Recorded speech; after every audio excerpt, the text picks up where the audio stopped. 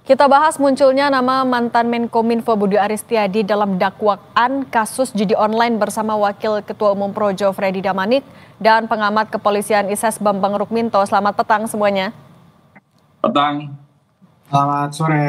Oke, saya mau ke Bung Freddy dulu. Bung Freddy, apakah Pak Budi Ari tapi ada rencana akan mengklarifikasi langsung kepada publik soal ini?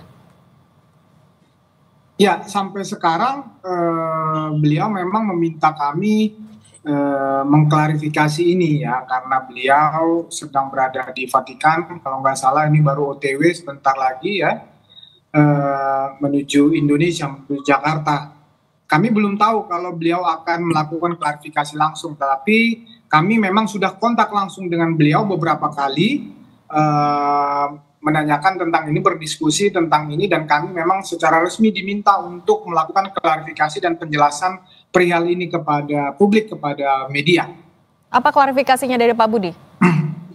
Ya, seperti yang saya sampaikan tadi. Jadi kan jujur kami belum membaca, belum melihat dokumen dakwaan ini ya. Kami belum melihat. Yang kami lihat hanya potongan-potongan, cuplikan-cuplikan katakan di media online. Bahkan video pembacaan dakwaan ini pun jujur kami belum pernah melihat. Saya nggak tahu apakah Kompas memiliki video waktu sidang pembacaan dakwaan ini. Ya, jadi katakanlah informasi yang saya sampaikan ini ya, atau klarifikasi yang saya sampaikan ini hanya berdasarkan sumber dari media-media yang saya sampaikan tadi ya. Kalau itu kita asumsikan benar dakwaan itu sebagaimana dibacakan tanggal 14 Mei. Ya, itu klarifikasi penting. Soalnya jujur kami belum membaca itu dan belum pernah pegang itu dokumen. Nah, kalau memang benar seperti apa yang kita dapatkan dari potongan-potongan di media itu mengenai ada yang menulis misalnya dugaan keterlibatan Budi Ari menerima 50% jatah itu persentasenya itu. Nah, jelas seperti yang saya sampaikan di Kompas sebetulnya. Jadi berdasarkan dakwaan tersebut ya, asumsi saya anggap tadi itu benar ya, berdasarkan dakwaan tersebut justru ini bukan berdasarkan saya, berdasarkan dakwaan itu justru ya kesepakatan itu ya kong-kali-kong itu hanya antara para terdakwa itu, yang 4 orang itu. Mereka membuat porsi-porsi pembagian penerimaan jatah itu. Nah, disebut ada berapa sih itu, 3 atau 4. Nah, salah satunya disebut jatah Budi Ari Setiadi ya, 50% selaku Menteri Kominfo, kan begitu. Nah, tetapi di dakwaan itu sendiri tidak disebutkan bahwa ada saksi atau ada bukti yang menyatakan bahwa Budi Ari mengetahui kesepakatan itu. Itu yang pertama. Tidak menyatakan ada saksi atau bukti yang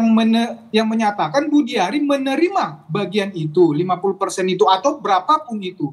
Nah, itu di dakwaan. Faktanya kami sudah konfirmasi dan tanyakan langsung bahwa memang beliau tidak tahu dan tidak menerima apapun dari proses transaksi apapun yang berhubungan dengan judi online itu. Oke, Bung Freddy. Oke, tahan dulu. Saya mau ke Mas Bambang. Mas Bambang, tapi dengan munculnya nama Pak Budi Ari di dakwaan, apa tindak lanjut secara hukumnya? Apakah langsung nantinya dipanggil ke pengadilan atau polisi sebenarnya juga bisa memeriksa ulang? Iya, apa yang disampaikan terdakwa dalam berita acara dan maupun dalam dakwaan ini merupakan salah satu fakta hukum yang ada dalam persidangan.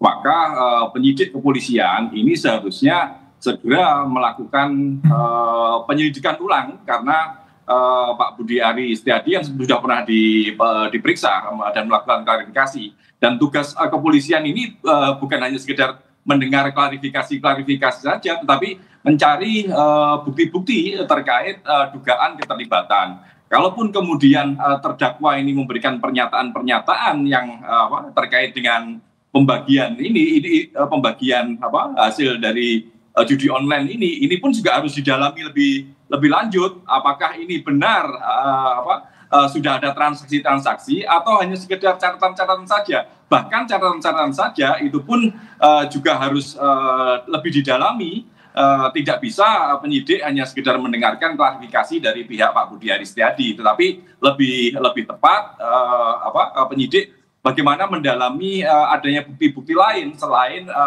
pernyataan dari terdakwa. Kalau itu bisa dilakukan, tentu ini akan lebih mengklirkan masalah, dan bagi terdakwa pun juga akan menjadi mendapatkan risiko bila pernyataan yang disampaikan ini tidak diperkuat dengan bukti-bukti terkait dengan pembagian hasil itu. Mas Bambang, tapi ini kan dakwaan itu berasal juga dari apa yang sudah diperiksa oleh polisi. Kalau dilakukan penyelidikan ulang, apa yang akan membedakan dengan pemeriksaan ulang ini nanti?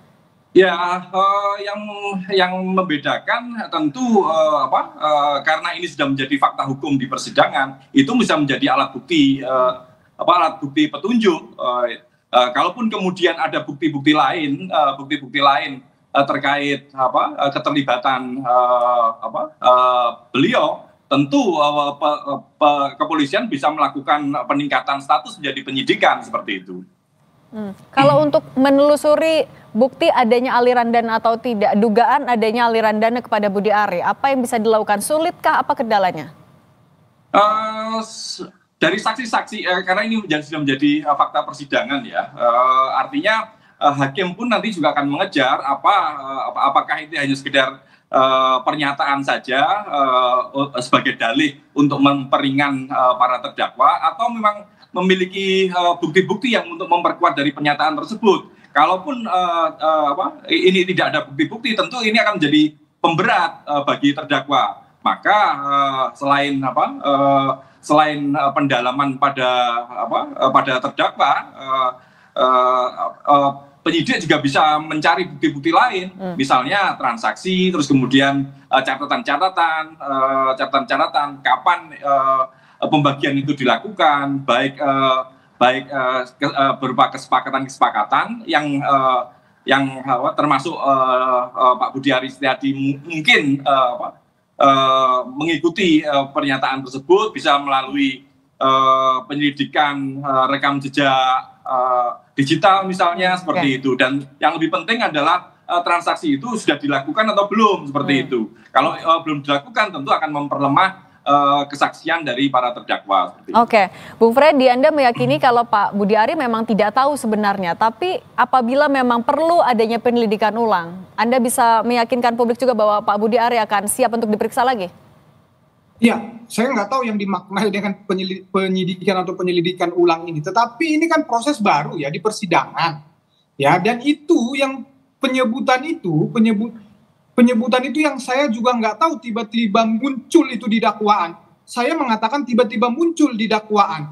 Karena di dakwaan itu tidak juga disebutkan. Itu dari siapa, informasi siapa, keterangan siapa. Ya, apakah itu keterangan terdakwa yang mana? Tidak ada sebutkan di situ. Itu hanya muncul begitu saja. Ya, makanya saya katakan tadi di klarifikasi di depan. Bahkan, ya, apakah itu ada dibacakan jaksa? Ya, sewaktu membacakan dakwaan itu, jangan-jangan tidak ada, jangan-jangan kita ini hanya berdiskusi, hanya ada selembar catatan yang dakwaan yang beredar. Kalau yang saya lihat hanya seperti itu. Tapi walaupun misalnya ada itu penyebutan, ya, tadi saya juga kurang sepakat ini sudah masuk di dalam fakta persidangan. Ya, karena sampai sekarang jujur kita itu belum melihat fakta persidangan yang mana. Nah, tapi ya, artinya Pak Budi Ari akan siap juga nggak kalau diminta pembuktian langsung di persidangan? Iya, seandainya memang ini bergulir masuk proses pembuktian, dan memang misalnya ada terdakwa yang mengatakan hal tersebut, kemudian di hal tentang pembagian tersebut Budi Ari menerima, Budi Ari mengetahui kesepakatan tersebut, dan kemudian ya Budi Ari diperlukan untuk dimintai keterangannya juga sebagai saksi, Budi Ari pasti siap hadir di persidangan. Budi Ari juga punya kepentingan ini menjadi terang benderang. Ya, namanya juga harus dibersihkan justru melalui proses hukum ini. Kalau memang itu ada, justru kami masih ragu bahwa penyebutan Budi Ari itu ada oleh para terdakwa ini. Demikian. Oke, Mas Bambang, untuk mengurai benang kusut di pengamanan situs judi online ini, apa yang sebaiknya juga dilakukan oleh polisi ya tadi untuk membuktikan keterlibatan ada atau tidaknya nama Budi Ari sebenarnya dalam kasus ini?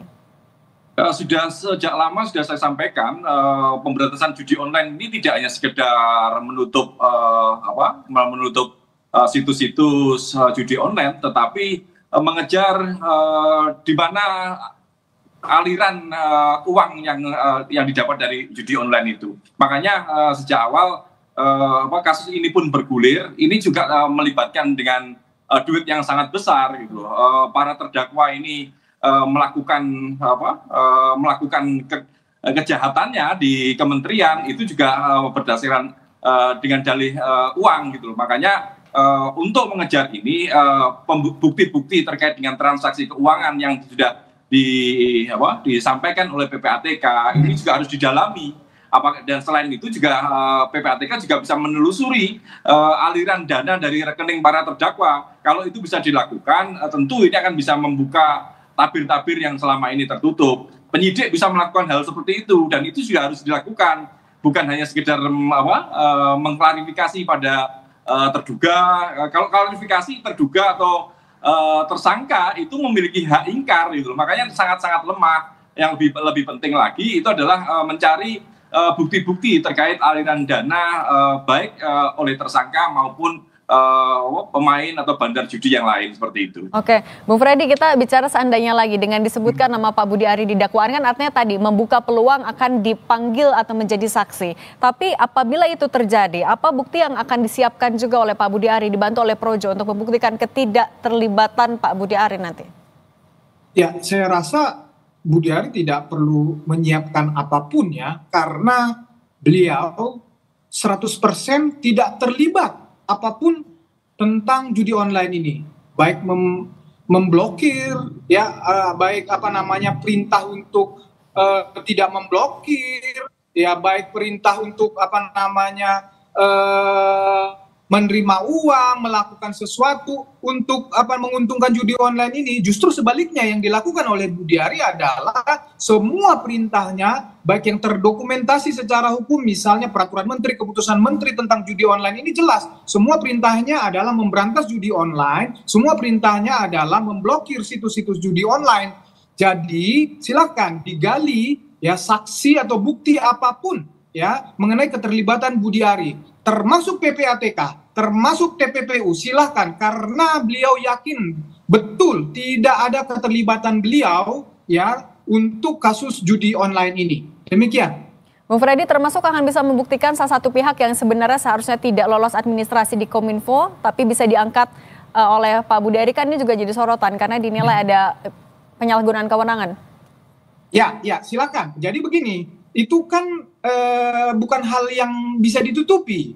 Ya, itu kan bukan hal yang bisa ditutupi, itu semua pejabat Kominfo ya yang terkait bisa dipanggil keterangan untuk itu yang pertama. Yang kedua, ya perlu saya sampaikan, perlu saya jelaskan di sini ya, Budi Ari itu ketika menjabat ya menjadi Kominfo itu 17 Juli 2023, perintah prioritas yang harus dilakukan Budi Ari itu ada dua hal. Yang pertama pemberantasan judi online, karena memang itu sangat merugikan masyarakat. Yang kedua yaitu pembenahan semua BTS. Nah, ini Budi Ari harus bergerak cepat. Harus bergerak cepat khususnya untuk melakukan dua hal ini. Nah, kita bicara konteks pemberantasan judi online. Budi Ari ketika masuk di situ, beliau ini tuh tidak mempunyai pemahaman tentang judi online ini ya. Oleh karena itu dia mengajak semua orang, semua pihak atau teman-temannya atau siapapun yang bisa membantu dia untuk memberantas judi online itu. Sehingga ya posisi pada saat itu Kominfo itu mempunyai SDM yang terbatas untuk pemberantasan judi online. Itu faktanya, bisa dicek di Kominfo. Dan pihak ini adalah termasuk yang diminta bantuan oleh Pak Budi Ari artinya ya? Nah, jadi ketika dibutuhkan SDM itu, maka ada yang menawarkan, termasuk teman beliau. Jujur teman beliau si Tony ini dia adalah teman, ya si Zulkarnain ini dia teman, menawarkan si Aka ini. Nah, si Aka ini kemudian mempresentasikan, mempresentasikan kemampuannya. Nah ini Oke, bukan Bung hanya Freddy. di hadapan Budi Ari, tetapi di hadapan seluruh pejabat Kemenkominfo. Nah, adalah diskusi. Kalau diangkat menjadi tenaga ahli, ya syaratnya tidak memenuhi karena ijazah. Oke. Sangat lazim. Oke, itu kami sudah tangkap artinya Bung Freddy.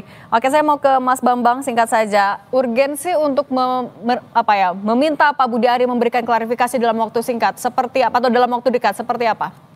Ya, ini sangat penting sekali ya, sesuai dengan komitmen dari Presiden Prabowo untuk melakukan menjanjikan pemerintahan yang bersih.